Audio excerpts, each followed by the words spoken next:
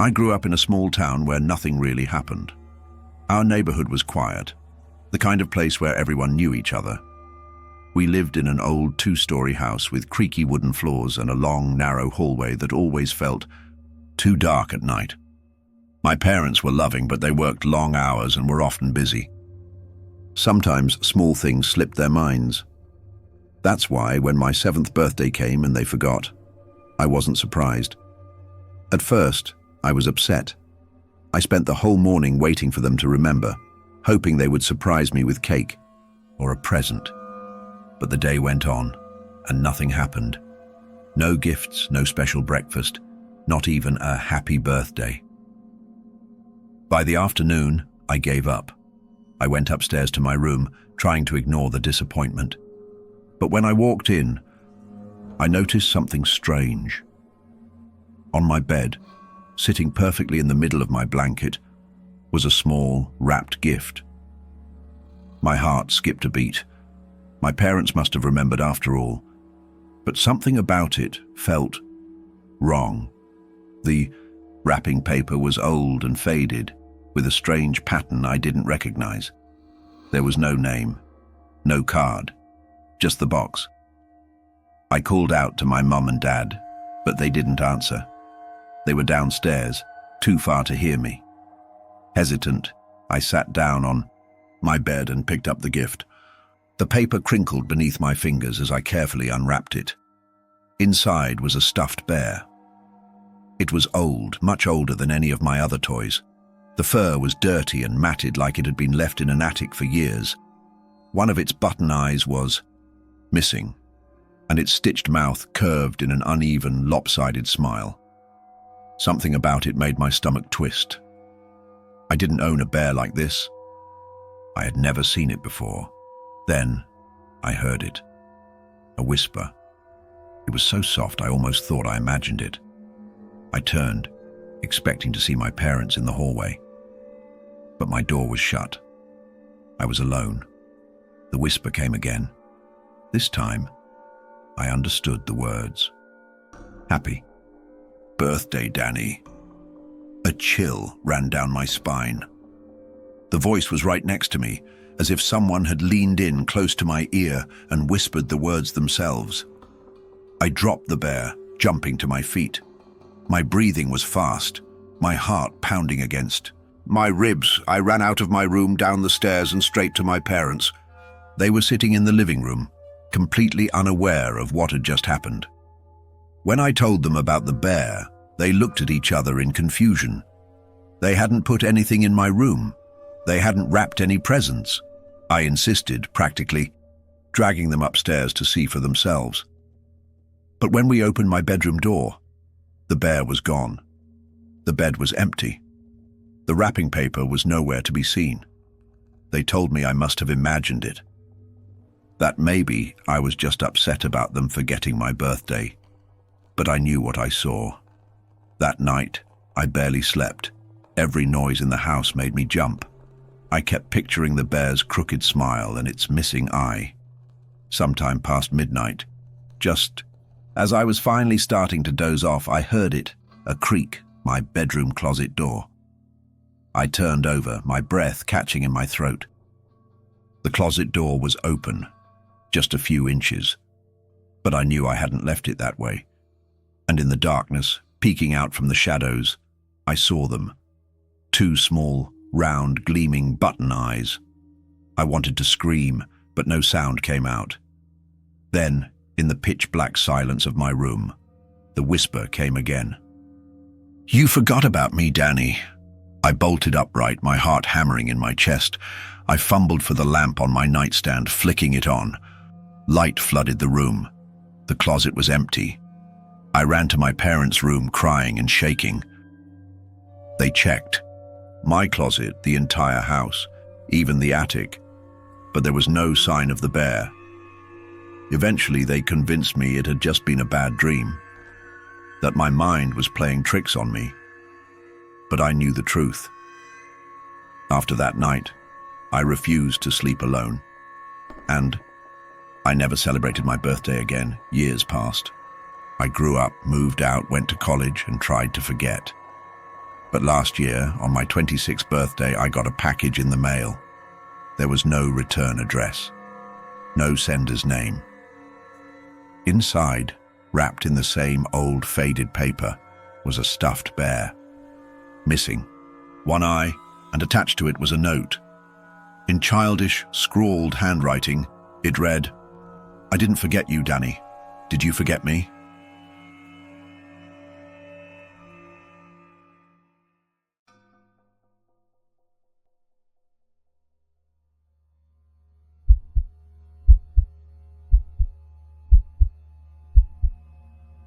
I was 12 when it happened.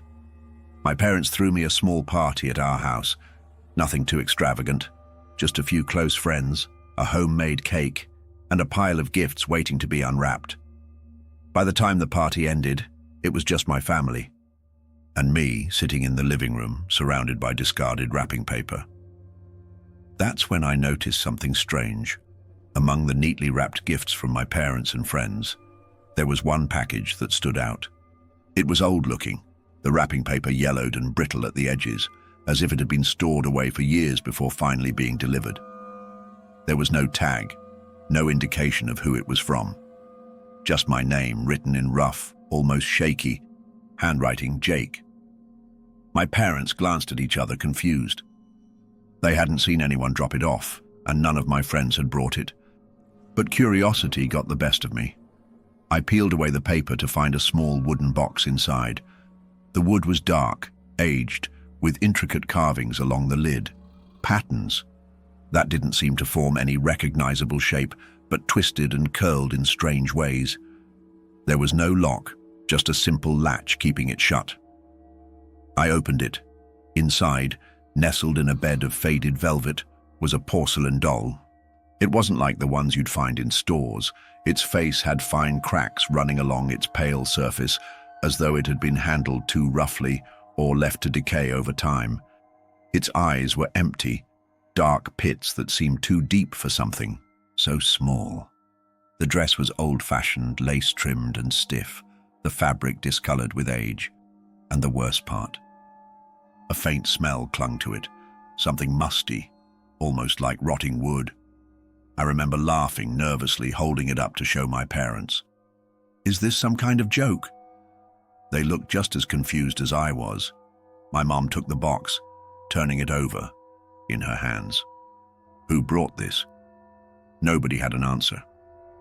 That night, I placed the doll back inside the wooden box and shoved it into the back of my closet. The whole thing unsettled me, but I was too tired to think about it anymore. As I turned off my bedroom light and pulled my blanket up, I heard it, a faint scratching. It was soft, barely audible, but persistent. I turned on my bedside lamp and stared at my closet door. The sound stopped. I waited, holding my breath. Minutes passed, and nothing happened.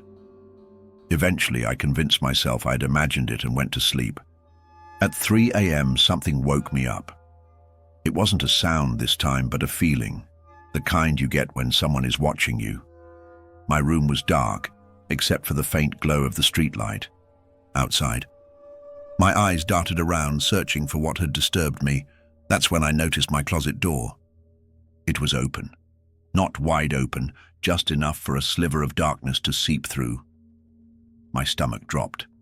I sat up slowly, heart pounding. The wooden box I had placed in the back of the closet was now on the floor. Open. The doll was missing. I didn't move. I scanned the room, barely breathing. The shadows seemed darker than usual, stretching unnaturally across the floor. I reached for my bedside lamp, my fingers fumbling over the switch. The second the light flicked on, I saw it. The doll was sitting on my desk. I hadn't put it there. I bolted from my bed, rushing to my parents' room. My dad groggily followed me back, muttering about bad dreams. But when we got to my room, the doll was back inside the box, just like before. He shook his head, said I was imagining things, and took the box outside. That night, he burned it. I watched from the window as flames consumed the old wood, the porcelain cracking in the heat. My mum reassured me it was gone for good. But later, as I lay in bed, drifting off to sleep, I heard it, a whisper, close to my ear. "You can't get rid of me, Jake." I froze, too scared to move. I barely slept that night. The next morning, the box was gone, reduced to ashes. The doll never returned. But every year, as my birthday approaches, I still get that feeling, the sense that something is watching. And sometimes, late at night, when the house is silent, I hear it again. A faint scratching from inside my closet.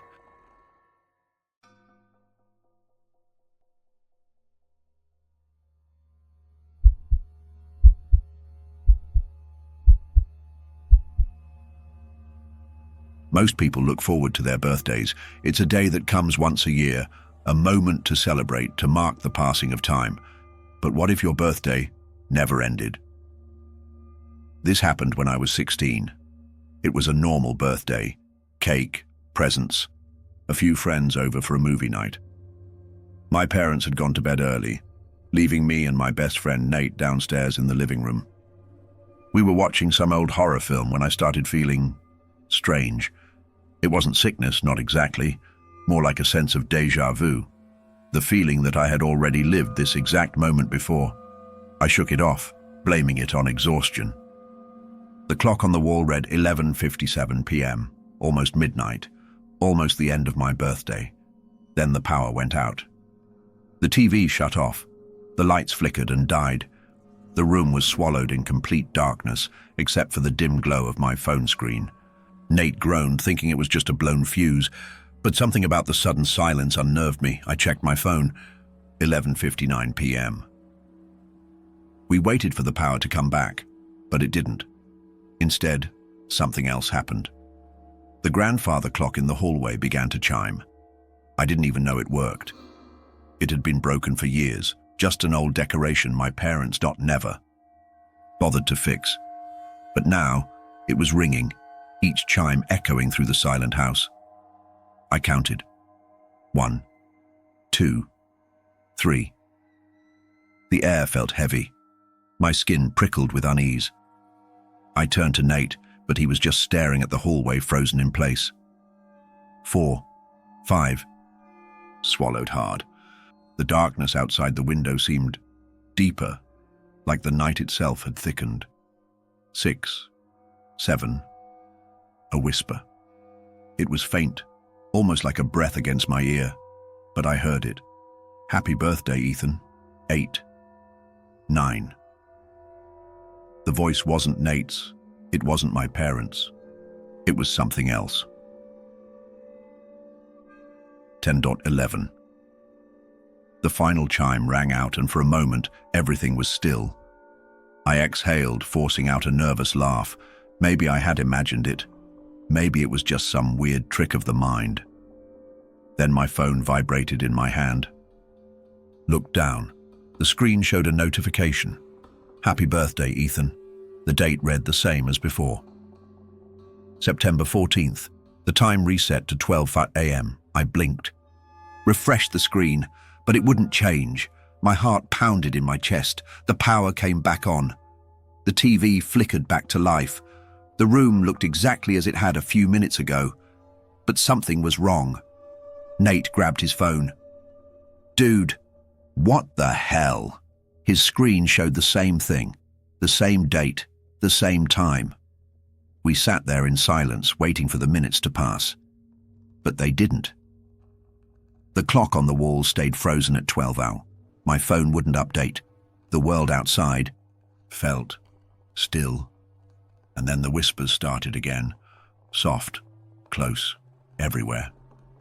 "Happy birthday, Ethan." Nate and I ran upstairs to wake my parents. I banged on their door, shouting for them. But when I pushed it open, the bed was empty. Their clothes were still there. The blankets were still warm. But they were gone. I spun around, panic gripping my chest. Nate backed into the hallway, his face pale.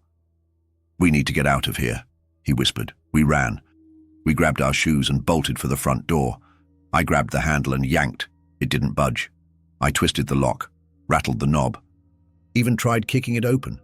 Nothing worked. It was like the house itself wouldn't let us leave. Nate pulled out his phone to call someone, anyone. But there was no signal, no Wi-Fi, no service. Then we heard it. Footsteps. Slow, deliberate, coming from the stairs behind us. We turned at the same time. At the top of the staircase stood a figure. It was tall, impossibly tall, its limbs too long for a human. Its face was covered in shadow, but its eyes were glowing, and in its hand, a birthday candle, flickering, burning. It smiled. Time to celebrate Ethan. Then the clock chimed again, 12 times. The power cut out. The darkness swallowed everything, and when I woke up, it was my birthday. Again.